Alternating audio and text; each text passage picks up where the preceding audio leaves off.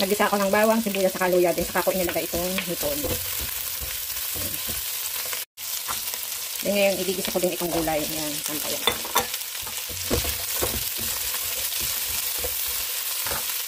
Lagay ko na rin itong talong. At saka okra. Yan.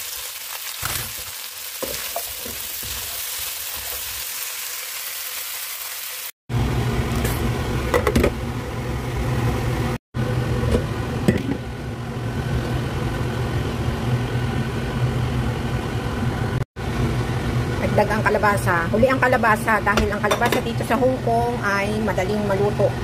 Isang kulo lang yan, luto na yan. Then tatakpan ko ulit.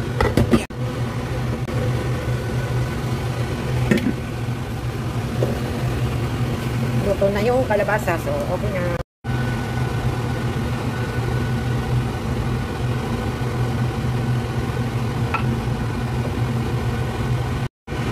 Ayan, luto na ito. Ayan. Ready to eat na. Kain na po tayo.